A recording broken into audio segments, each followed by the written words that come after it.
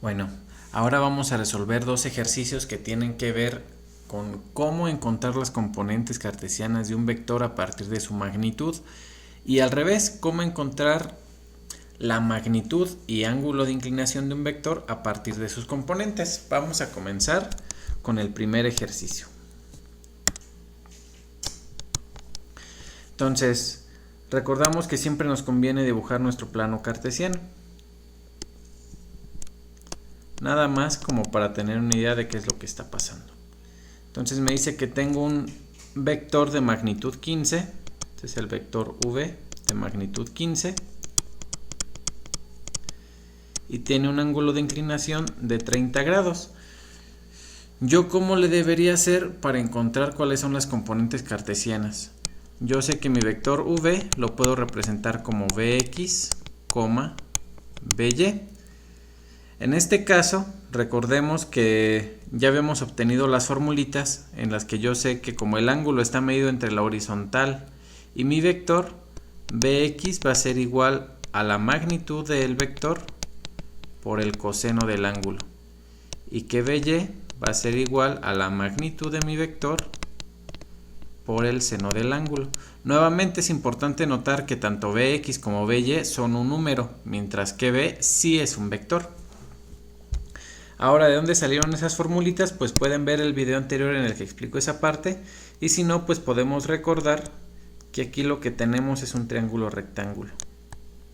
Donde este lado mide 15, que es la magnitud de mi vector. Este es el lado que no conozco. Este es el lado Vx. Y este es el ángulo. Entonces, bueno, aquí lo voy a dejar expresado como la magnitud del vector nada más. Que es lo que sí conozco. Y entonces si yo utilizo el seno del ángulo, yo sé que el seno del ángulo es cateto opuesto, es decir, Vy sobre hipotenusa, que es la magnitud de mi vector. Como yo quiero conocer Vy, pues lo único que tengo que hacer es despejar y voy a obtener esto. Mientras que si yo quiero obtener cuál es el coseno del ángulo, pues yo me fijo que el coseno del ángulo sería el cateto adyacente, es decir, Vx entre la hipotenusa, que es lo que ya conozco, y entonces me quedaría que Vx es igual a la magnitud de mi vector por el coseno del ángulo. Nada más como recordatorio rápido. Ahora pues no tengo que hacer otra cosa más que sustituir.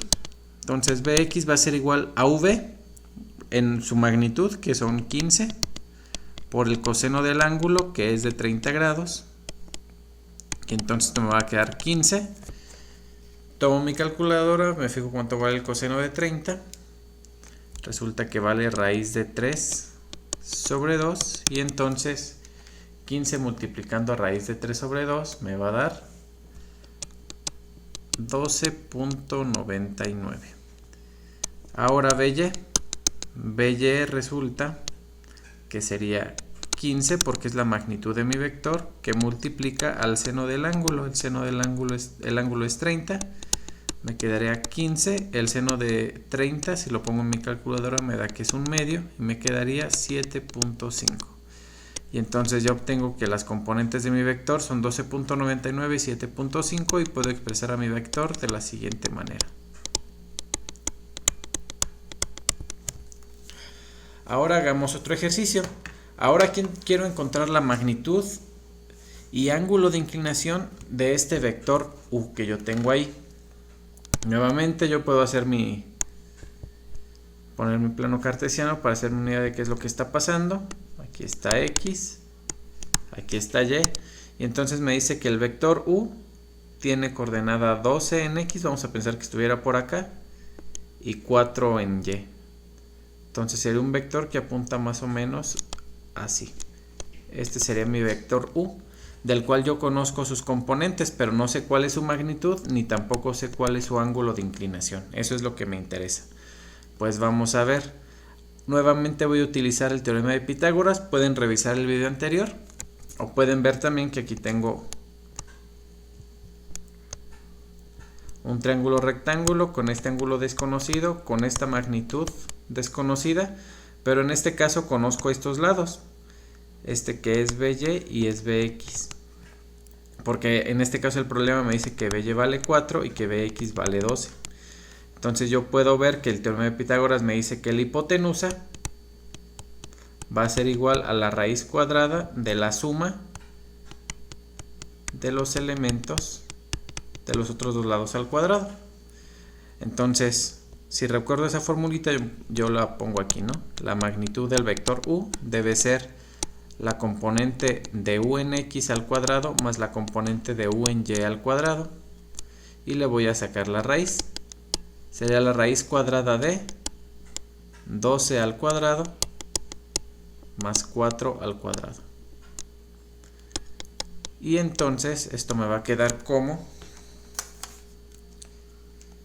12 al cuadrado más 4 al cuadrado, la raíz de 160. Y eso sería igual a 4 por raíz de 10. Y el valor en decimales me quedaría aproximadamente 12.64. Esa sería la magnitud del vector que yo estoy estudiando. ¿Cuál sería el ángulo de inclinación? Pues en ese caso yo me fijo que si utilizar el tangente del ángulo, también eso lo pueden ver en el video anterior, que el tangente del ángulo sería BY sobre BX. Entonces θ debería ser el arco tangente de BY sobre BX. En la calculadora no está la función arcotangente, y en lugar de arcotangente tiene la teclita que dice tangente, y arriba o abajito tiene un tangente a la menos 1. Para acceder a esta función vamos a presionar Shift en nuestra calculadora. Ahorita explico el procedimiento. Entonces vamos a ver. Yo sé que el ángulo va a ser, lo voy a poner como está en su calculadora, tangente a la menos 1 de uy, es decir, la componente en y de mi vector, sobre la componente en x. Esto sería la tangente a la menos 1,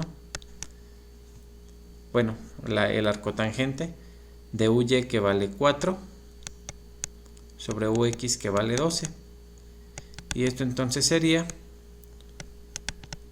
el arcotangente de 4 entre 12, pues nos va a dar 1/3. Y entonces el ángulo va a ser, nuevamente presionamos Shift en nuestra calculadora, la tecla tangente, y va a aparecer tangente a la menos 1. Ponemos aquí el 1/3. Y el resultado que arroja van a ser 18.43 grados. Entonces, si se fijan, con esos dos ejercicios tratamos de hacer visible cómo podemos pasar de una representación a otra.